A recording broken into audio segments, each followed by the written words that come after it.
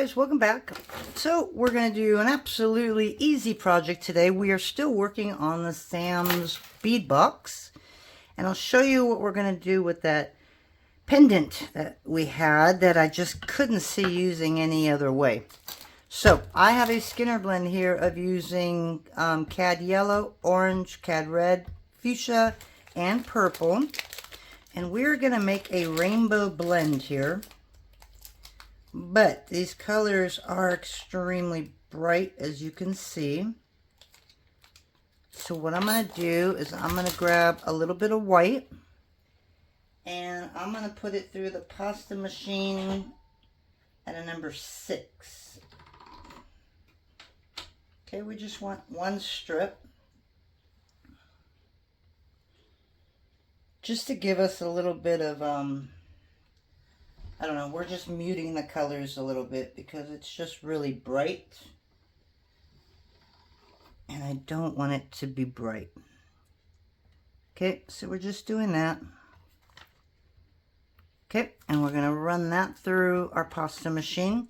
Now, this is a really small Skinner blend, and it'll stretch out really long and get all wonky. So what you can do on your pasta machine, literally, is get a couple blocks of clay and set it on the rollers next to this, and this will not spread. So that's what we're going to do now. I know some people use magnets, which is probably really smart, but I don't have a magnet that I can use. So we're just going to set these on top.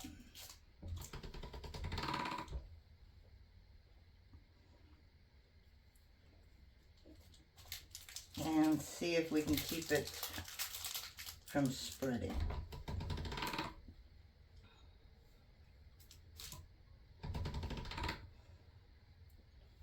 Okay, so I'm running it through at a 0, and then I'm going to run it at a 3, and that will make it go a lot faster.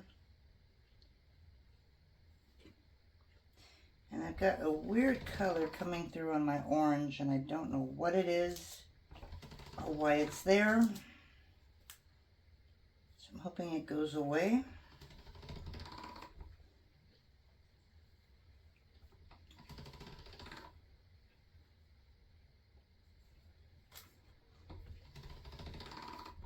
Okay. So I'm just going to run it through a couple more times here.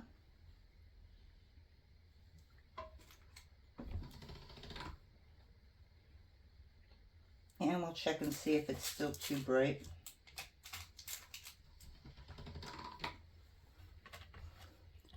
I have an old strip that I used before. Alright, that should work. Okay, so now I don't want this to get all weird on me, but I'm going to run it straight down here, make a long strip at a number 3. I wish they would make a pasta machine where the handle stays in. I know you can fix that, but I haven't yet. Okay, so now we're just making a fan fold because for the project I'm not going to get all the colors into it. It's such a small project. So if you do this, then you should get all the colors that you need.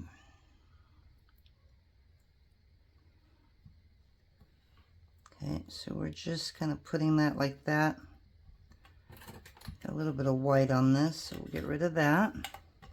Okay, so now I can squish it and I'll be able to get all the colors that I need. So again, I'm going to stretch it out, but I'm going to make sure that the side is on the top. You don't want to do it this way and roll it because you're going to roll all the colors into the colors below. So I want to keep it separated like this.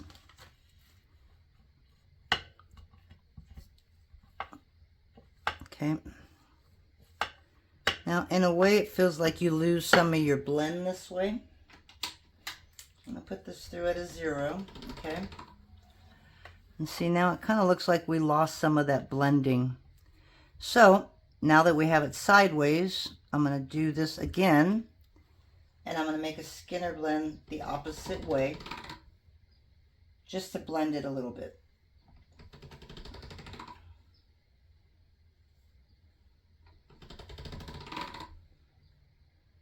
Just a couple times is all I really need. Okay, and then I'm going to run it through at a number 3, but again, we're getting a little bit of separation here. So I'm going to fold that in half.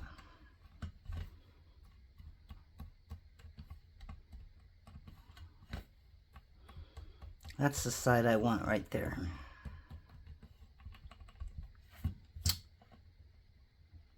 Okay. So I think that'll be good. Okay, so we're going to run it through again, and I'm going to do a 0 this time, which is my thickest setting. And then I'm going to go to a 2.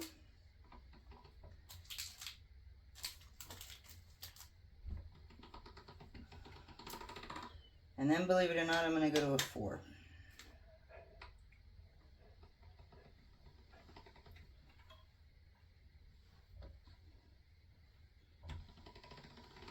Okay. So now I got to think of which side I like better. This is way too long, so I'm just going to cut that and put that over there. Okay, so remember when we did our Sam's bead box where we made those 2 necklaces, there was a pendant in there that I really, really liked, which it was out here, and now I can't find it, and that's our whole project here.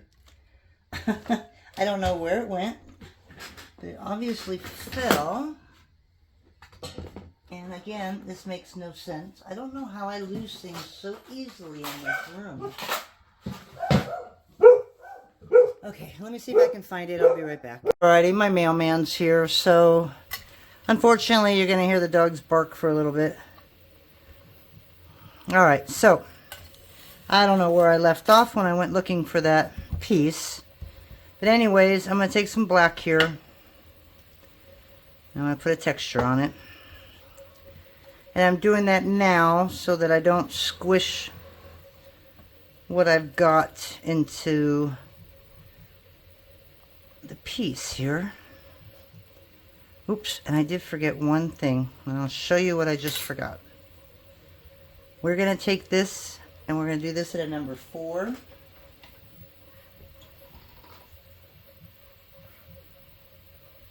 And what I'm doing is I'm going to put a little bit of black on the bottom of this.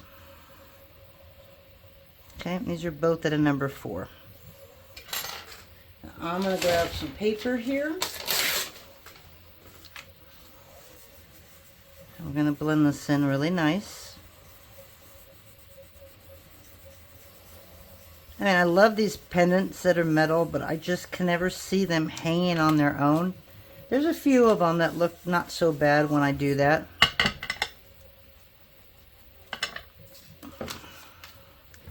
But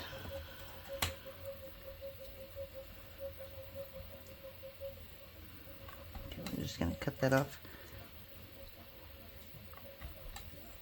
For some reason, I saw this in my head and thought, okay, I think this would make a really cool pendant.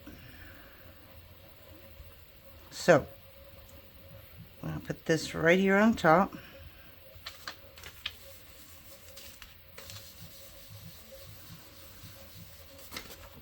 And we're going to blend it down. I might have to come in again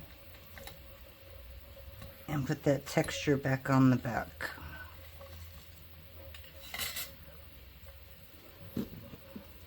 It's there, but may not be there for very long. Okay, now we're going to turn it over. So this is how the pendant was, obviously. And I like it on the right. I don't know why, but my mind says put it to the right. And we're just going to lay it right on top so we get all that color. Okay, and I'm not going to touch it with my hands because I don't want to mess it up. So I'm going to take one of these things. Okay, and I'm just going to put some pressure on it.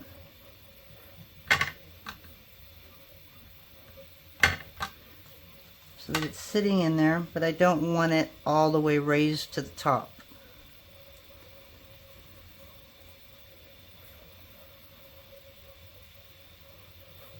Okay, now we're just going to cut it out. I wish I had two of these so I could show you the difference of just the plain pendant or the pendant with this in it. Okay, but the thing that I love about this,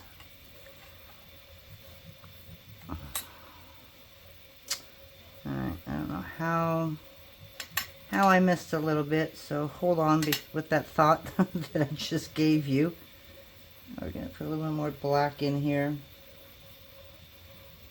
I'll set it right there.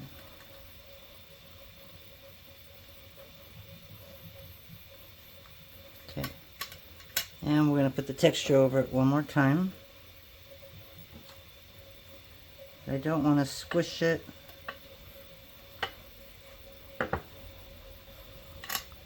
Okay.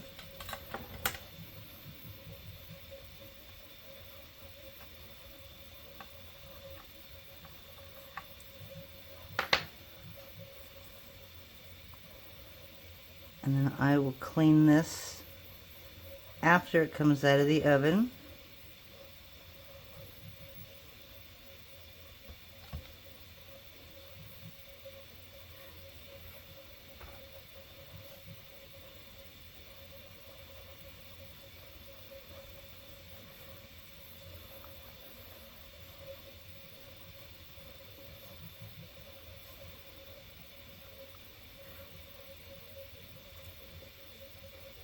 Okay.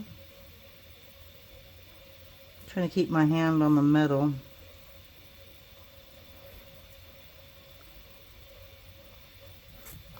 So I don't destroy the piece here. And I didn't put any liquid clay on here because I think it'll stay in there.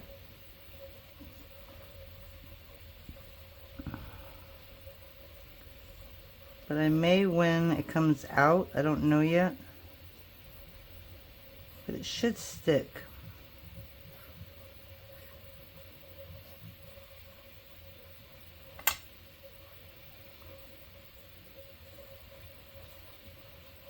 And then I'll end up painting the sides black so that it all matches up.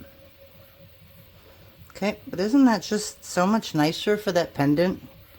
It kind of changed it all. Now I gave it a scene, you know what I mean? It just, I don't know, I like the way it looks. So you can come in here and texture it if you want. You don't have to. But we're going to throw that in the oven. And then on something like this, I mean, this is so high. So I'll have to probably put a jump ring right there. Or I can even add a bail. So I'll figure that out when it comes out. But I'm going to go throw that in the oven. And we'll show it to you when it comes out. Alrighty guys, I just wanted to show you this coming out of the oven. But there is our pendant. So yeah, I'm going to put just a little hole right there in the center. And we should be good. So we got the back, which is black, and the front. The sides are all black. I just kind of painted it, but I might have to sand a little bit on the side. But you got to be really careful because you don't want to sand the metal, because this is probably like a copper plated silver. So I don't end up turning the side silver, which probably wouldn't matter, but I'm going to leave it alone. But anyways, that's our little pendant. Hope you enjoyed that, and we will talk to you guys next time. Bye.